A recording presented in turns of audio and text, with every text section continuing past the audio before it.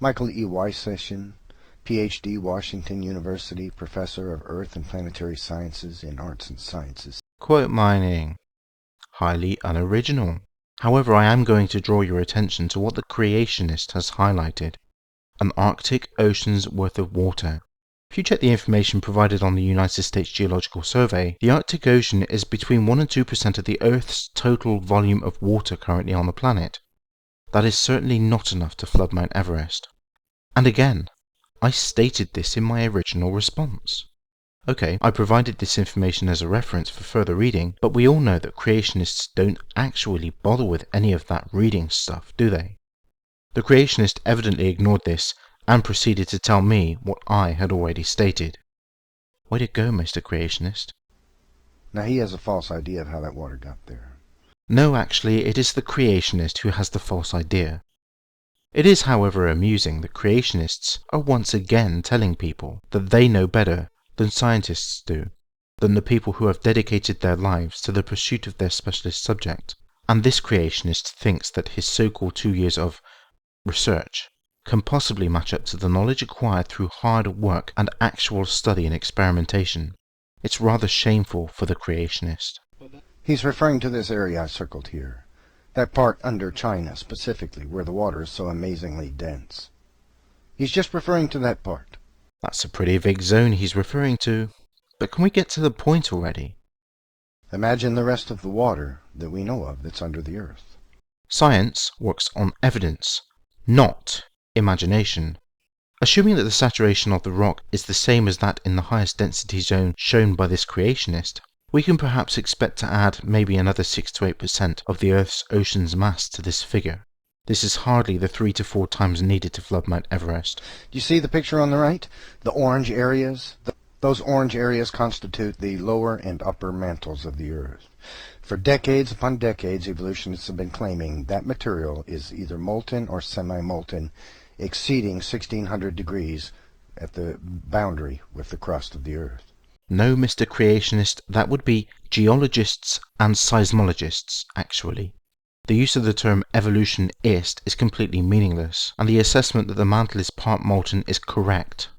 Plate tectonics explain this fact extremely well, far better than any global flood idea that any creationist uses. This creationist has just stepped aboard the failboat. Now let's compare them.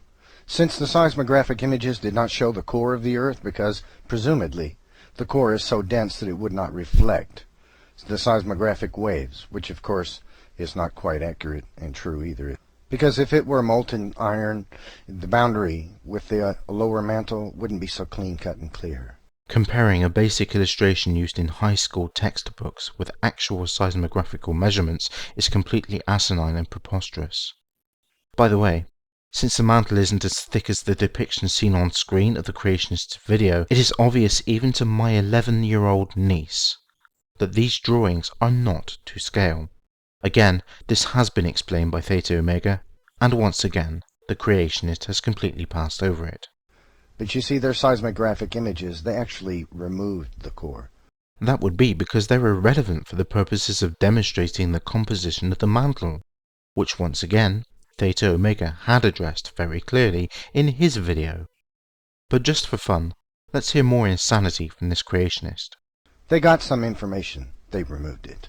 Yep, he still thinks playing the evil evolutionist conspiracy card is going to work. Unfortunately for him, it doesn't. Do you see the big yellow area wrapped around the outer core of the Earth? You know what that is? That's water. No, it's not water. It contains water. 1 part in 500 at the most. Trapped in stone, lying against what is claimed to be thousands of degrees in temperature. Someone needs to calm down. Of course, this is impossible because in this world, water boils at 212 degrees. This creationist has no knowledge of how pressure systems work. Increasing pressure of a system increases the temperature at which any substance will boil off. This is the reason why water can exist at extremely high temperatures below the surface and why hot springs eject hot water vapor. If this creationist was correct in assuming that water boiled at 100 degrees centigrade no matter what the pressure was, then we would not be able to liquefy oxygen as it has a boiling point well below the freezing point of water. Conversely, in space, the boiling point of water is much lower than room temperature because the pressure is negligible. Again, this is basic junior high school physics. See, evolutionists believe that rock subducting from the crust dropped slowly down into the earth all the way down to the mantle and expelled its water. Some of it, they say, went back up and created the other anomalies. And some of it obviously just stayed there, wrapped around the outer core at thousands of degrees.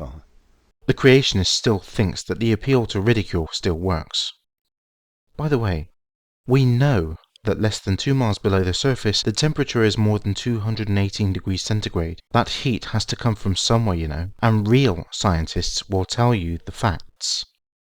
Heat is generated through radioactive decay of the Earth's elements that have existed since the planet was formed.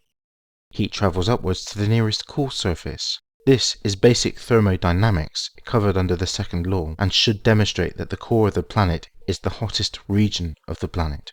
I'm sorry. The creationists should be sorry for such blatant manipulation of the facts. Science doesn't work that way in my world, sport. No, maybe not in the creationists' world, but we live in a world we know of as reality. So when you say, but then of course, there isn't that much water, and the flood didn't happen. We can look at geology and see that you are wrong.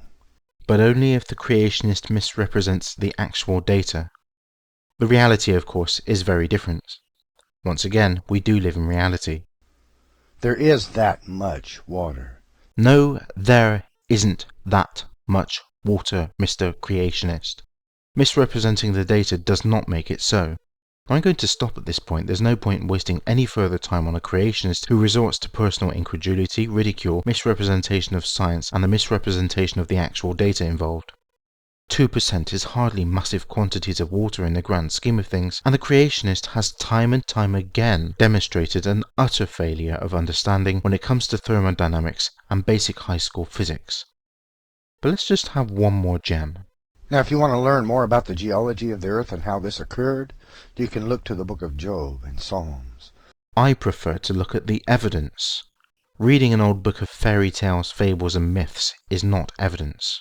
So when you say, but then of course, there isn't that much water, and the flood didn't happen, we know you speak from ignorance. What we know is that the creationist is again projecting his own ignorance onto other people. It never fails. The creationist cannot help it. No creationist can. And now I have wasted all the time I intend to on this moron. He has, once again, been named and shamed. Remember folks, if you're going to misrepresent scientific data to support your claims, if you're going to quote other people as if they support your ridiculous ideas when in fact they don't, and if you try to ridicule your critics when you can't even get their username right, or you confuse one with another, if you're going to get excited and act as though you've won when you have ignored every single rebuttal made against you, and if you choose to argue from personal incredulity and use red herrings, ad hominem attacks, absurd arguments, and quote mining, you're going to get laughed at repeatedly.